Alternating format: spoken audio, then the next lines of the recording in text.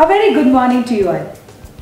I welcome Mr. Manan Choksi, the Regional Director of Remax, the world's largest real estate broking company. Today, we are going to discuss on how to rent a property. So Manan bhai, અમને તમે કહો કે કોઈ પણ property rent કરવી હોય એની આપણે process કઈ રીતે શરૂ કરવી જોઈએ? રેન્ટેડ પ્રોપર્ટીઝ જે શોધવા માટે ક્યાંય કશે એવું માર્કેટ નથી કે તમે ત્યાં જાઓ તો તમને ત્યાં રેન્ટેડ પ્રોપર્ટીનું લિસ્ટ મળે કે જે રેન્ટ પર આપવાની હોય. પણ એવું છે કે અત્યારે તમે ન્યૂઝપેપર ખોલીને બેસો તો એવરી સન્ડે સમાચારનું તટચુકડી સેક્શન છે જેની અંદર બહુ બધી પ્રોપર્ટી આવે છે કે જે અવેલેબલ ફોર રેન્ટ હોય છે. અચ્છા, બીજું ઇમ્પોર્ટન્ટ એરિયા છે કે where people look for rented property is online portals which includes Magic Brick, 99 acres અને એ બધું. અને ઇમ્પોર્ટન્ટ આસ્પેક્ટ હોય ઓલ્સો કે તમે તમારા બ્રોકરોને વાત કરો. અમદાવાદમાં ઓછામાં ઓછા 1000 બ્રોકર હશે. અમદાવાદ રિયલ્ટર એસોસિએશનની ડિરેક્ટરી લઈ અને you can start calling brokers કે તમારી પાસે રેન્ટેડ પ્રોપર્ટીઝ કઈ કઈ છે એવું તમે ચાલુ કરીને વાત કરવાનું કરો તો તમને ખબર પડી જાય. સો ધીઝ આર 3 ઇમ્પોર્ટન્ટ એરિયાઝ જે તમને રેન્ટેડ પ્રોપર્ટી મળે. કોઈ પણ પ્રોપર્ટીનું સાચું ભાડું કેવી રીતે આંકી શકાય? પ્રોપર્ટીનું ભાડું આંકવાનું એ બહુ સબ્જેક્ટિવ વસ્તુ છે. આજે એક પ્રોપર્ટીને કોઈ 25,000નું ભાડું આપે છે ફૂલી ફર્નિશ ફ્લેટનું, તો એ બીજો માણસ કહે છે કે એ બહુ મોંઘું છે અને થર્ડ પર્સન કહે છે કે શું એટલામાં બી મળે તો હું લઈ લઉં. તો ધ રીઝન ઇઝ કે દરેકની જરૂરિયાત જુદી હોય છે. આજે એ જ કમ્પેરેબલ પ્રોપર્ટીઝ અવેલેબલ હોય, જો એ જ બિલ્ડિંગમાં બીજો ફ્લેટ અવેલેબલ હોય 20,000 પર, તો કદાચ 50,000 5,000 વધારે એક્સ્ટ્રા આપવાનું છે પ્રીમિયમ. પણ તમે એની અંદર જુઓ કે જો એનું ફર્નિચર નવું છે, એનું એસી ફર્સ્ટ ક્લાસ છે, તો તમારું ઇલેક્ટ્રિસિટી બિલ જ મહિને 5,000 ઓછું આવશે, તો કદાચ તમને 25,000થી નું ભાડું આપવું પોસાય. સો મારા હિસાબે જો તમારે ખરેખર કિંમત જેની આંકવી હોય કે આ ભાડું જે માંગે છે લેન્ડલોર્ડ એ એપ્રોપ્રિએટ છે કે વધારે છે, તો તમારે જુદા જુદા ઓપ્શન્સ જોવા જોઈએ અને તમારે જુદા જુદા ઓપ્શનને કમ્પેર કરવા જોઈએ કે આ કમ્પેરમાં આ પ્રોપર્ટીમાં શું તફાવત છે અને એનું ભાડું શું છે. એ રીતે તમને રિયલ પ્રાઇસ તમે આંકી શકો. શું શું ધ્યાન રાખવાનું પ્રોપર્ટી રેન્ટ કરતી વખતે?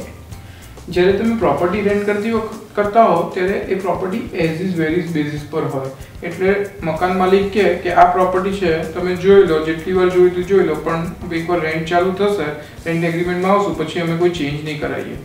સો પ્રોપર્ટી લેતી વખત જ્યારે જોવાની હોય ત્યારે તમારે એને પરફેક્ટ રીતે જોઈ લેવાની કે તમને આ જ પ્રોપર્ટી આ રીતે ગમશે કે નહીં ગમે.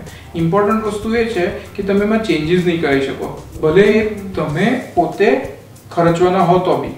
એટલે ઓલવેઝ પ્રોપર્ટી એકદમ પરફેક્ટ કન્ડિશનમાં તમને ગમતી હોય એ પ્રોપર્ટી ભાડે લેવી જોઈએ. Should someone rent a property or buy a property?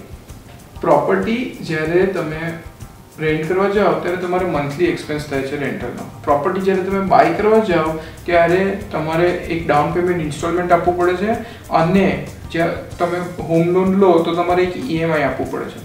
So that is એક માન્યતા એવી છે કે જેને પોસાય તે પ્રોપર્ટી ખરીદે, જેને ના પોસાય તે પ્રોપર્ટી ભાડે રાખે. પણ જો જે ભાડવત હોય એ થોડુંક સેવિંગ કરી લે, થોડુંક, હું એમ નથી કહેતો કે આખી પ્રોપર્ટીની વેલ્યુ જેટલું, થોડુંક સેવિંગ કરી લે એના day to day income, month to month ઇન્કમમાંથી, તો he will be able to have enough money for down payment. અને એ ડાઉન પેમેન્ટ કરી અને એ પોતાનું ઘર શરૂ કરી શકે બાય કરવાનું. એક્ઝામ્પલ એક એવો છે કે સપોઝ કે 10 લાખનું તમારે ઘર લેવું હોય તો તમે એક ડાઉન પેમેન્ટ આપી દો, બેંકની લોન લઈ લો અને પ્રોબેબલી તમે જેટલું ભાડું આપો છો એટલા જ ભાડેથી તમે એનું EMIના હપ્તા ભરી શકો. સો તમે જ્યારે પ્રોપર્ટી રેન્ટ કરો તો over a period of time તમારે ઇવેલ્યુએટ કરવું જોઈએ કે હું આ પ્રોપર્ટી આનાથી કદાચ થોડી નાની પ્રોપર્ટી પણ ખરીદી શકું કે નહીં. ઘણા કેસીસમાં તમે જોશો કે તમે ખરીદી શકશો અને એ તમારું કેપિટલ બિલ્ડઅપ થાય છે અને તમને પ્રોપર્ટી એપ્રિસિએશનમાં એ તમારું પ્રોફિટ બિલ્ડઅપ થાય છે. એટલે always it is a review time. તમે 1 વર્ષ 2 વર્ષ ભાડે ઘરમાં રહ્યા હો તો રિવ્યુ કરવાનું કે હવે શું હું બાય કરી શકું છું, અને જો કરી શકતા હો તો તાત્કાલિક બાય કરવાનું. પ્રોપર્ટી ભાડે લઈએ તો માત્ર ભાડું જ આપવાનું? પ્રોપર્ટી ભાડે લેતા હો ત્યારે 3 જાતના ચાર્જીસ બીજા હોય છે એટલીસ્ટ. એક છે સોસાયટી મેન્ટેનન્સ ચાર્જ. તમે જે સોસાયટીમાં રહેતા હો એમાં નાનો તો નાનો, મોટો તો મોટો ચાર્જ હોય છે. બીજું ઇમ્પોર્ટન્ટ એસ્પેક્ટ છે કે મ્યુનિસિપલ ટેક્સીસ. ભાડા પર ચડાવેલી પ્રોપર્ટીનું એક્સ્ટ્રા ચાર્જ લાગે, મ્યુનિસિપલ ગવર્મેન્ટને ચાર્જ આપવો પડે. સો તમે જો એગ્રીમેન્ટમાં અંદર લખ્યું હોય કે society maintenance charges, municipal taxes extra કે નોટ એક્સ્ટ્રા, એની બહુ ક્લેરિટી લાવવી જરૂરી હોય છે, કે એ એન્યુઅલી કે ક્વાર્ટરલી લાગુ પડે છે. તો તમને ત્યારે શોક ના લાગે કે અરે આ તો મેં પ્લાન જ નહોતો કર્યો expense. Another important thing is service tax. જો તમારો લેન્ડલોર્ડને સર્વિસ ટેક્સ એપ્લિકેબલ હોય તો તમારે સર્વિસ ટેક્સ આપવો પડે છે. હવે એમાં મુદ્દાની વસ્તુ એ છે કે તમારા એગ્રીમેન્ટમાં સર્વિસ ટેક્સ ઇન્ક્લુઝિવ એગ્રીમેન્ટ છે કે સર્વિસ ટેક્સ એક્સક્લુઝિવ એગ્રીમેન્ટ છે, that you have to understand with your landlord. હવે એ છે ને ડ્યુરિંગ ધ યર સપોઝ કે લેન્ડલોર્ડની ભાડાની ઇન્કમ વધતી જાય તો ગમે ત્યારે સર્વિસ ટેક્સ એપ્લિકેબલ થાય. કદાચ આજે નહીં તમને લેતો હોય પણ કાલે લઈ શકે. એટલે આઈ ઓલવેઝ એડવાઇઝ પીપલ કે જે ક્લેરિટી લાવી હોય એગ્રીમેન્ટમાં કરી દે કે સર્વિસ ટેક્સ એપ્લિકેબલ થશે તો ભાડુઆત ચૂકવશે કે લેન્ડલોર્ડ ચૂકવશે. પણ આ 3 મેજર એક્સપેન્સીસ છે which you have to bear in mind કે apart from the monthly rent એ બી તમારે આપવા પડે. Rent time to time increase થાય? નોર્મલી અત્યારે જે એક્સેપ્ટેડ પ્રેક્ટિસ એવી છે કે એન્યુઅલ રિવ્યૂ ઓફ રેન્ટ હોય, એટલે એક વર્ષનું ભાડુંનું એક કરાર પતે એટલે એનું ઓટોમેટિક 5%, 10% કે મે બી 5 રૂપીસ પર સ્ક્વેર ફીટ કે એવી રીતે ભાડું ઓટોમેટિક વધી જાય. સો there is a annual increase in the rent. એવો ક્લોઝ મોટાભાગના એગ્રીમેન્ટમાં હોય છે. જો તમે રેન્ટ એગ્રીમેન્ટમાં ઉતરતા હો તો ઇટ ઇઝ એડવાઇઝેબલ કે એ ક્લોઝ પર ધ્યાન દઈને જે તમારે ચેન્જ જોઈતું હોય તે આપી દેવો. સપોઝ કે તમે એક સારા 3 વર્ષનું રેન્ટ એગ્રીમેન્ટ સાઇન કરો ને એની અંદર ઓટોમેટિક ઇન્ક્રીઝ હોય તો દર મહિને વધી જશે.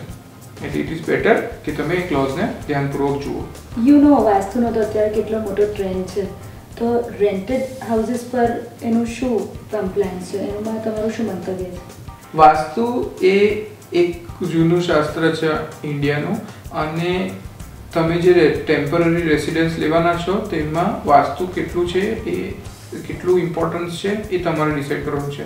મેં એવું સાંભળ્યું છે, હું એવું શ્યોરિટીથી નથી કહી શકતો, પણ બધા એવું કહે છે કે 3 મહિનાથી વધારે કોઈ બી પ્રોપર્ટીમાં લેવાના હોય તો should be vastu compliant. However because you don't have authority કે શું કહેવાય કે પાવર ટુ ચેન્જ યોર પ્રોપર્ટીના એન્ટ્રી કે એક્ઝિટ કે બેડરૂમ કે એ બધું, because you are in a rental property. તમે જો ભાડા માટે પ્રોપર્ટી શોધતા હો તો ઇટ ઇઝ બેટર કે વાસ્તુ કમ્પ્લાયન્ટ જ માં રહો, તો તમારે ચેન્જ કરવાની કંઈ જરૂર ના પડે. અને એ ઉપરાંત એ ધ્યાન રાખો કે કોમ્પ્રોમાઇઝેબલ વાસ્તુનું હોય કે આટલું કોમ્પ્રોમાઇઝ થાય છે તો પહેલેથી કોમ્પ્રોમાઇઝ કરીને તમે એ પ્રોપર્ટીને એક્સેપ્ટ કરો તો તમારું પછી લીધા પછી ડબલ માઇન્ડ નથી થતું. એટલે I always suggest that vastu compliance knowledge હોવું જરૂરી છે, અને પછી એ પ્રમાણે વાસ્તુ કમ્પ્લાયન્ટ પ્રોપર્ટી લેવી ખૂબ જ જરૂરી છે for rent. So dear tenants, I'm sure you found this episode very useful and informative. We thank Mr. Manan Choksi, the Regional Director of RE/MAX, for his valuable time and guidance. In the next episode, we will get back with more on real estate industry. Thank you very much.